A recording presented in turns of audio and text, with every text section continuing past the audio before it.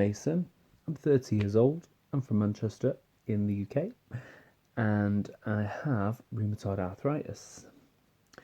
The purpose of this video is I want to raise awareness and make people see that it's common in all ages, men, women. It doesn't discriminate against age, because a lot of people do think that it's an old person's disease, and it's clearly not, unless I'm old. So I was diagnosed with this in 2003, so I've suffered for about 13 years. I started getting sciatica down the back, trapped nerves, and it sort of developed from there. I can't really place where it really sort of happened.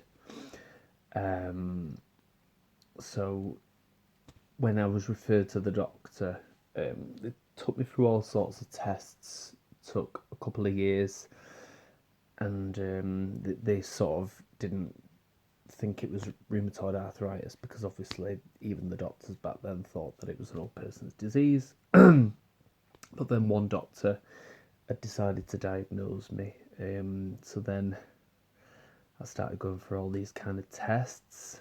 I was quite proactive, as any normal lad would be. I got a lot of comments. The common one, which was the one that used to do my head in: "Oh, why are you limping? What's wrong with you? Have you hurt yourself?" No, it was the rheumatoid arthritis, but I had to explain it to everybody, even though I didn't have to, but it just took a lot of stuff out of me anyway. So anyway, I was referred up to the Royal Oldham Hospital, which is not so far from me. And then I met a lovely woman called Sam. I don't know if she still works there, a podiatrist. And I had a lot of cortisone injections, which give me a lot of temporary relief, and I'd run about and go on the dance floor and dance with friends and stuff like that. Temporary relief. I took things like sulfasalazine. It didn't work for me. Methotrexate didn't work, although I took it for about 3 months, and they said no, take it for 6 months. And then when I take it for 6 months, they're like, oh no, it'll work after a year. So by this point, it was just really doing my head in.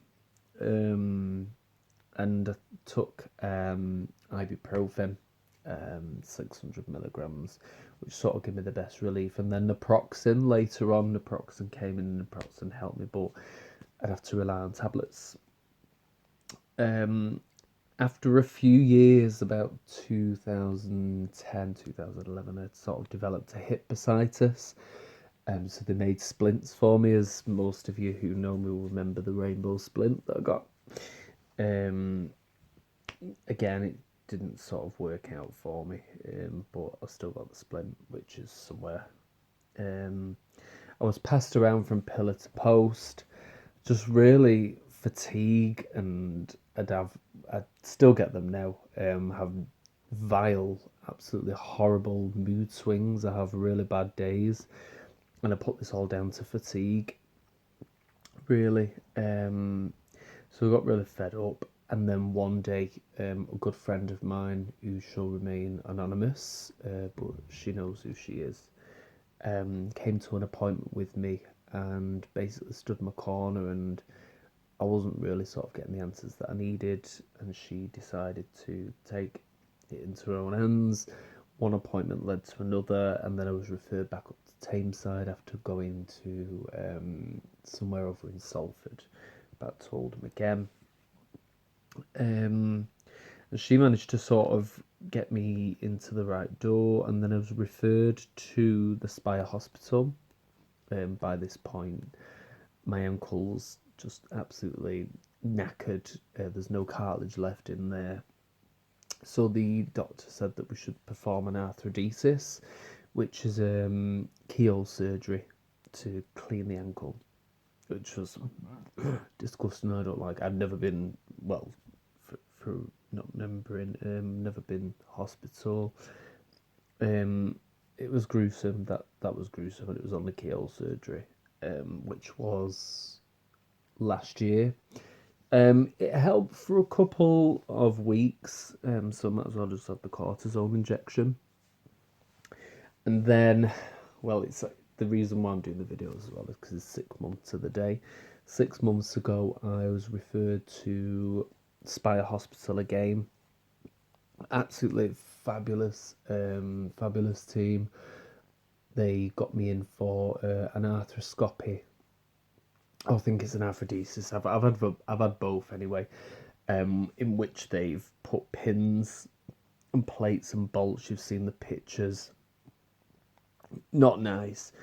So I spent a lot of time off work. Actually had a change in career. I've got a good job now, but that's a different story. But yeah, so that operation went well. I'm now able to do things that I've missed out on doing for 13 years.